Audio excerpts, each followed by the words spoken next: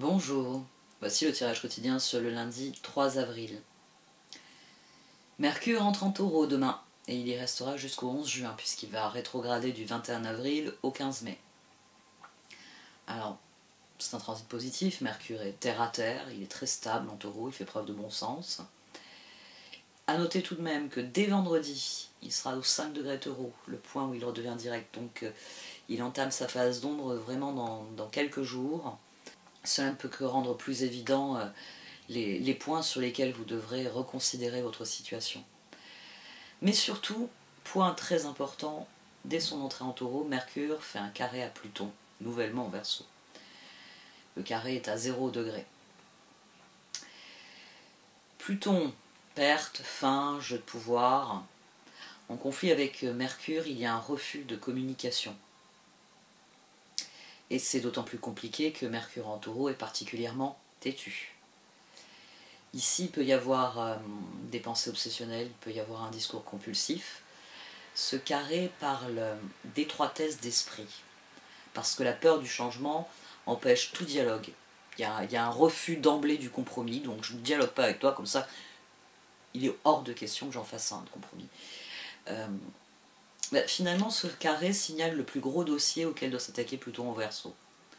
En effet, l'un des thèmes de Pluton dans le Verseau, c'est le pouvoir Pluton pour le peuple, Verseau. Donc un carré souligne à merveille l'impasse dans laquelle se trouvent les peuples actuellement. Un pouvoir énorme se concentre entre les mains d'un petit nombre de personnes aux idées immuables qui commandent aux autres milliards de personnes. Innocence, pureté, joie. Vous êtes encouragé à être seulement vous-même. Soyez une lumière brillante pour le monde. Espérez des résultats positifs pour vous reconnecter à des intentions pures et honnêtes. Électricité. Coup de tonnerre, activation. Vous êtes inconsciemment connecté avec cette incroyable puissance qui se trouve dans l'énergie des étoiles. Une transmission intergalactique d'un espace au-delà du temps. Un message arrive, gardez votre esprit ouvert. Le luth Amaryllis. Vous avez remporté une victoire sur votre passé, ami très cher, et le luth Amaryllis résonne dans chaque cellule de votre être, proclamant l'élévation de votre vibration, car vous avez laissé la peur derrière vous une nouvelle fois. Le luth annonce que vous progressez rapidement en spiritualité en abandonnant de plus en plus de votre ancienne vie. Quand vous changez de vibration, votre vie se transforme, c'est tout naturel. Il est bon et sain pour vous de lâcher ce qui ne vous convient plus, quelle que soit l'importance que cela prenait dans votre vie auparavant, car ça ne compte plus pour vous désormais. Prière au luth Amaryllis. Que triomphe votre beauté, que votre musique fasse s'élancer mon cœur. Ma vibration s'élève, mes cellules sont baignées de lumière divine. Je suis amour, Om Mani Padme Hum. Bon, on inaugure une semaine sous le signe de l'électricité, à nouveau. Voici une carte qui sort beaucoup ces temps-ci. Mercure passe en Taureau, il fait un carré à Pluton en Verseau. Il est contrarié de voir que Pluton a changé de signe. Le jugement, un nouveau départ, a persisté tout le long de cette ligne. Donc il va falloir faire preuve de jugement demain. Le luth Amaryllis, qui plus est, nous dit que la victoire est là.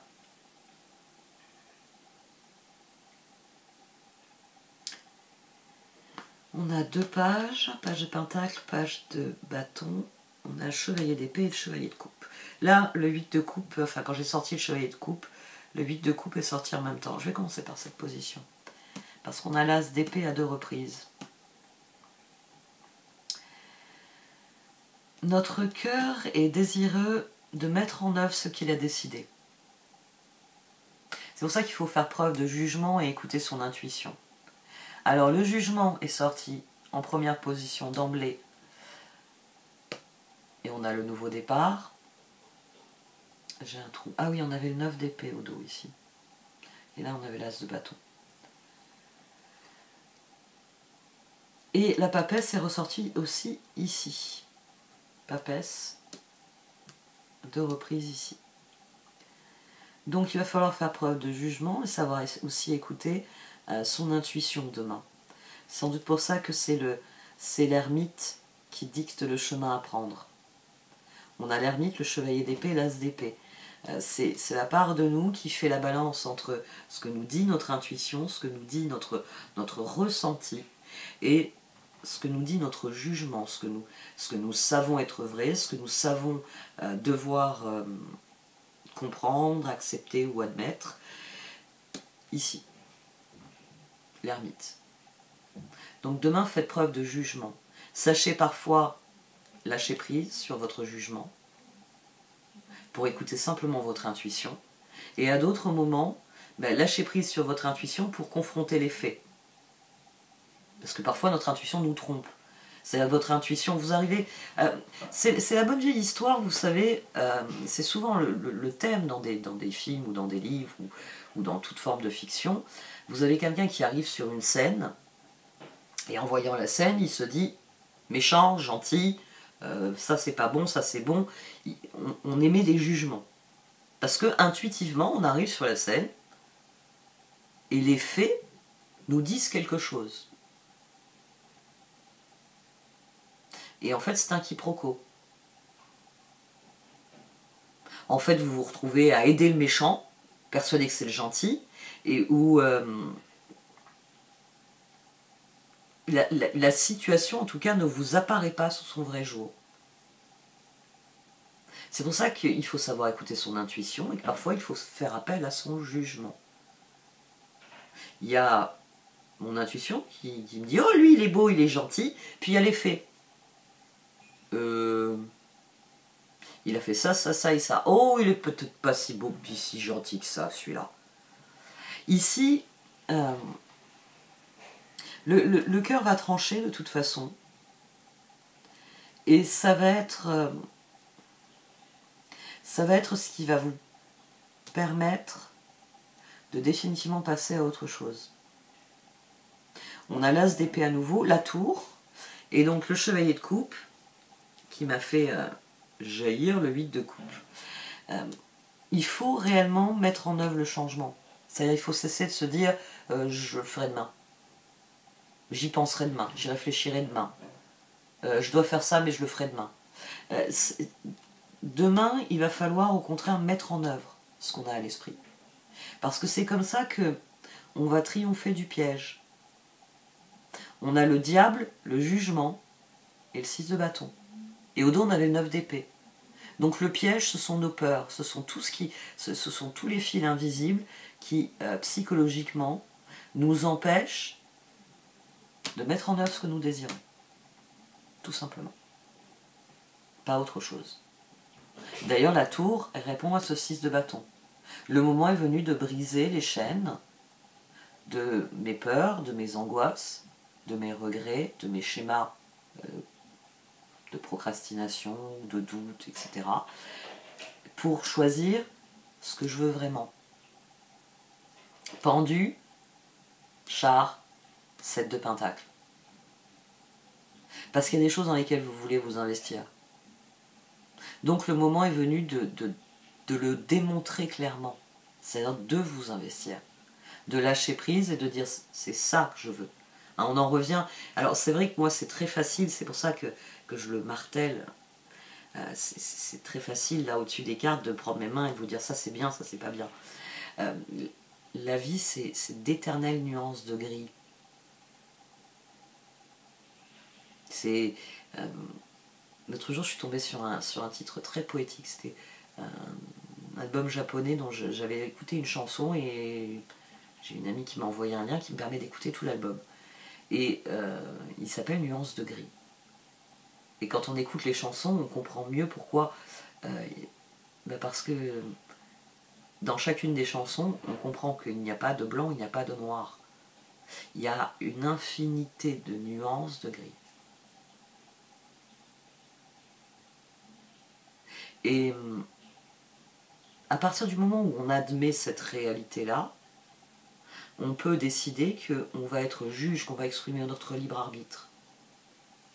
C'est-à-dire que je vais considérer la situation avec ces deux pôles, mon intuition, mon jugement, les faits, la situation en elle-même. Je n'ai pas à me demander si c'est bien ou si c'est mal, je dois me demander ce qui est juste.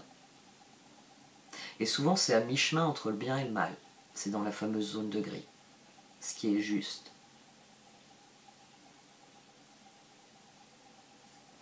On a l'impératrice, le page de pentacle et la reine de coupe.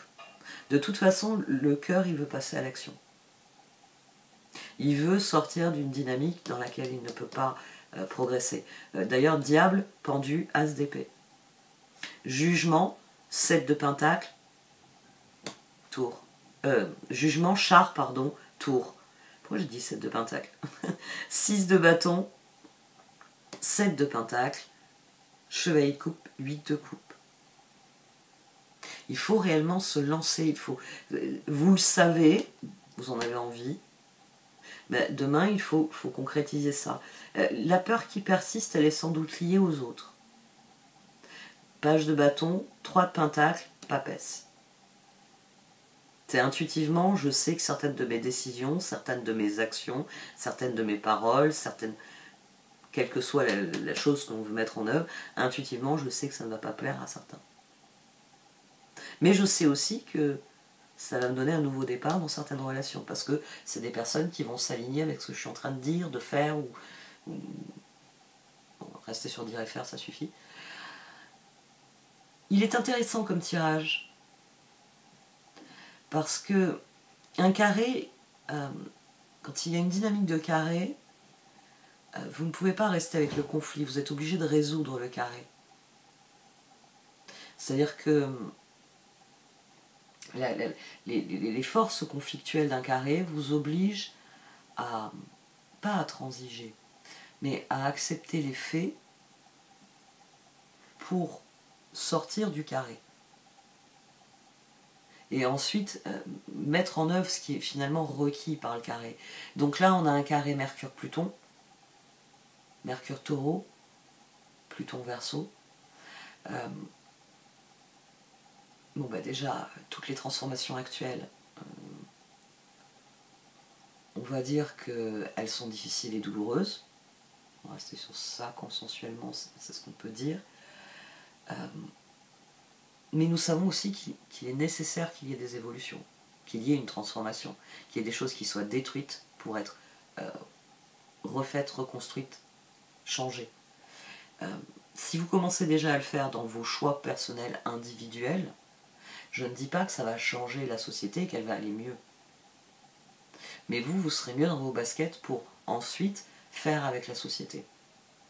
Donc demain, soyez bien consciente de tous ces mécanismes, du fait que tout n'est pas blanc, tout n'est pas noir. C'est les nuances de gris. Que vous, tout ce qui vous est demandé, c'est de faire la balance dans la justesse des choses. Qu'est-ce qui est juste? Qu'est-ce qui relève de votre responsabilité, qui ne relève pas de votre responsabilité déjà? Qu'est-ce que vous pouvez faire, qu'est-ce que vous ne pouvez pas faire? Faites tout ce travail-là et de manière évidente, vous saurez. Vous saurez comment vous sortez de cette période de je ne fais rien, je ne peux rien faire et de toute façon, il ne faut rien que je fasse. Bon, on va voir les oracles tout de même. Parce que c'est souvent les oracles qui ont le dernier mot.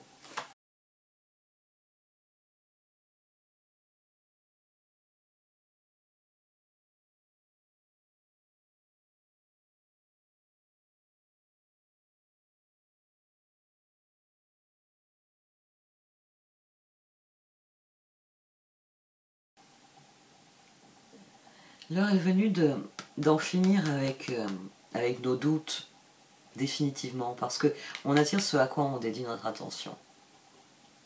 Et plus vous entretenez les spirales du doute, moins vous pouvez progresser, moins vous pouvez attirer des choses positives. Donc on attire ce à quoi on dédie notre attention, il faut réellement se concentrer sur la guérison ici, sur le renouveau. Le problème étant que il y a des choses auxquelles on doit renoncer. Alors le plus facile, c'est de renoncer à ses doutes, à ses peurs, à son anxiété, etc. Enfin, c'est pas facile à faire, c'est demande du travail, mais on a tous envie de se débarrasser de ce genre de poids mort. La chose ici, c'est finalement le fait que les choses doivent changer et qui est le plus difficile à admettre. C'est-à-dire que nous sommes obligés de revoir nos plans sur le long terme et par là même de renoncer à certains aspects de nos projets. Il va falloir faire un vrai tri.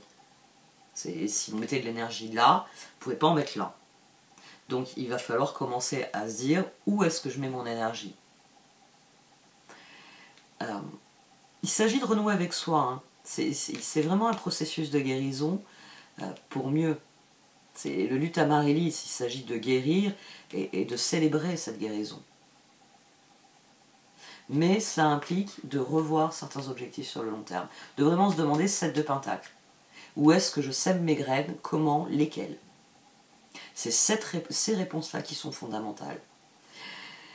Et cela passe par une acceptation de ce qui est, tout simplement. Parce que les opportunités, elles sont là. En fait, en plus, qui plus est, Serendipity Exchanging Gift, et on a Poised. Donc, il y a des opportunités que vous pouvez saisir.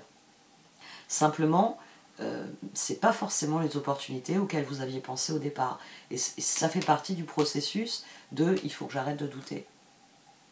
C'est pas ce que je voulais, c'est pas de la manière dont je le voulais, c'est pas le résultat que j'aurais voulu. Quelle que soit la formulation, c'est sur ça qu'il va falloir lâcher prise. Il va falloir admettre que le plus important est d'accueillir ce qui vient. Parce que chevalier de coupe, 8 de coupe, vous n'avez pas le choix. Vous n'avez pas le choix. J'arrête là. Merci de m'avoir écouté. Vous pouvez liker, commenter ou partager cette vidéo. Au revoir.